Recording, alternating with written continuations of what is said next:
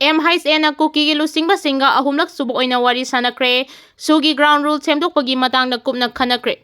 Ministry of Home Affairs MHA gi official tingna kuki insurgent group singa wari sanakhre ahumlak suba oina nakal anina wari sanakibada suspension of operation SoO agreement ki ground rule sing semdokpagi matangda makhatana khanaki haina Tribune da fonglakpa report amana hairi haukiba June 7 amasung June 13 nakal anina wari sanakibaga loinana Manipur gi highway singda miyambu aki akhang leitana chatok chasin yahanaba amasung logi wangmada pairiba khulai sing sarenda tawbagi matangda kupna khanaki kumja listing ani kulhumdoi gi me ahumdagi hauna Manipur da kanglup ani gi marakta hana sunabagi thawdok thokraba matungda nakal ani gi marakta yasinaba puraktuna ingtaba phibam amal lehanabagi pandamda MHN mitai gi SoO sing amasung kuki lusing singa wari sanabagi thawrang lokhatuna laki maitai gi SoO singna Manipur gi mafam pumnamakta miyamna aki akhang leitana chatok chasin tawbada yahangadabani haiba wafam yauna tongan ba demand kaya pukhatki kuki lusingba singi maikidegi di legislature leiba union territory ama senggadabani haiba wafam takshinduna laki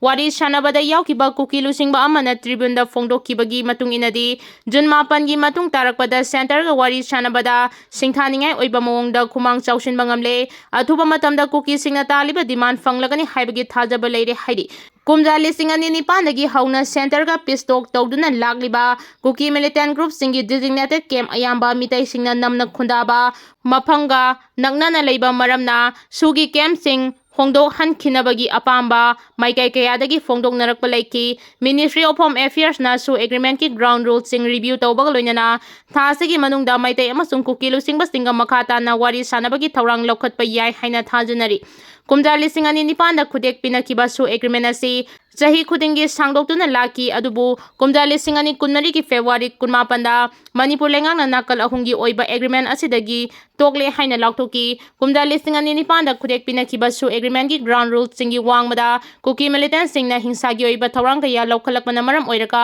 Manipur da kangluki ungkanaba thawdok thorakpani haina hanagi Chief Minister N Birena kayarak hana fongdokba leikre Ministry of Home Affairs na kaurakpadagi ahumlak suba oina ngarang wari sanakibada kuki gi maikidagi United People Front UPF amasung kuki National Organization KNO gi makok thongba lusingba kayana sarugyaki Ministry of Home Affairs gi maikidana Intelligence Bureau amadi Ministry gi makok thongba official kayana sarugyaki haidi UPF amasung KNO gi cadre lising anis chani rom chingi district singda hangdokpa tongan ba designated camp taramari da thambaga loinana cadre amamamda tha khudingi lupa lising taruk stipend oina pituna lakibani haudi tholiba wathok asi lotion hannabagi pandamda SoO agreement abrogate tawgadabani haina maike kayadagi taksilakpa leikre Indo-Myanmar border da rival tin resistant group singi marakta akan mongda kuthongnakre haukiba July ani da Indo-Myanmar border leiriba Myanmar gi Falam Township da military junta gi mathakta lan horiba Chin National Defense Force CNDF amasung Chin Defense Force CDF ani gi marakta akanba mawongda kuthongnakre masina maram oiraga Indo-Myanmar border gi porous area singda sauna tangdu leitadaba phibam ama mayoknabaga loinana mafam adugi refugee kaya ama Myanmar da nauna lanjen narakle hairi pawsina makhatana haribadi CNDF na unauthorized oiba mawongda Myanmar Kwathali village da checkpoint ama hangdoktuna mafam adu control tongnaba honarakibani thawdok adudagi CDF amasung CNDF ki mayokta chauna ungkhatnabaga loinana CNDF ki maikidagi CDF ki stronghold oiriba Satawam amasung 2sikhre da drone attacks chathaduna akan mawongda landaki Chin resistant group anigi marakta Khut thongnariba mafam asi China gi militians singi yamna maru oiba amadi khulaina singba sing Mirai baktagi pusilangnabagi yamna maru oiriba mafam amani mapalamdagi khuchukulai kaya Myanmar dagi Luang Talai district asi fauraga laklaga Myanmar gi rebel group sing asida yogadabani adubo hairiba mafam asi CNDF na control tongnaba honarakpadagi nakalani gi marakda sauna Khut thongnabagi thawdok adu thokibani nauna Khut thongnarakpa asina maram oiraga Myanmar gi refugee chani ga nifu manga Jokhawatha border checkpost asi fauraga Myanmar da sensilakre maraksida Nagaland gi Konyak Union na Assam gi separatist group ama oiriba Ulfa Aida khudaktagi Myanmar ga lonariba Mon district ta makhoigi activity khudingmak lepnaba akanba warning tawkre Churachandpur Kangpokpi amasung Tengnopal Chandel Churachandpur road ase double lane semdrabadi political solution amata purakpa ngamloi haina kohorna fongdoragli Haukiba sahi lising ani kulhumdoi me ahumdagi state asida kuki amasung mitai anigi marakta kangluki irang tholakkiba asina maram oiraga kuki community sing tampak lamphawraga chatliba national highway sing asida chatok chachin yadaba maru oina pot puthok pusin yadaba asina kuki miyang khamthengna awaba mayoknare maram asina masigi alternative route ama oina semliba churchanpur kangpokpi amasung tengnopal chandel churchanpur lambi asi central government ki maiki dagi double lane oina semdrabadi makhal amadagi political solution amada purak pangamloi haina kuki organization for human rights eggs kohuri gi maiki dagi fongdoragli organization sigi maiki dagi fongdokli bana kuki singna alternative highway route ama oina churchanpur kangpokpi amasung tengnopal churchanpur road semagi thabak chathariba asida mitai singi maiki dagi ayat apan piriba si yaningde thawong asi yamna chumdaba amasung double standard oiba thawongni handak New Delhi da mitai gi civil bodies singna Ministry of Home Affairs ki officials singa wari sanakiba duda kangluki irang asina maram oinaga kuki jo tribe population gi alternative lifeline oina lambi singa si sembagi thabak chathariba si thingnaba pukhalagliba wafam asi yaningde mitai group singi maiki dagi tribal miyam gi constitutional right amasung basic survival singasi kari amata khangjinadana laithokpa si yaningde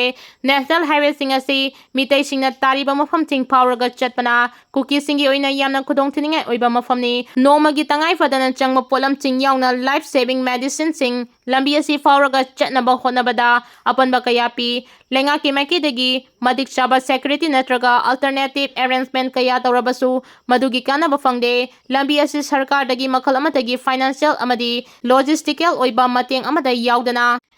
miyangi donation amasung volunteer singi support ka loinana sembani lambi asibu sembada athingba piba haibasi Indian Constitution gi article kunmathoi violate tawani nomagi tangai fadaba polam ting pushinbada athingba piba haibasi unconstitutional amadi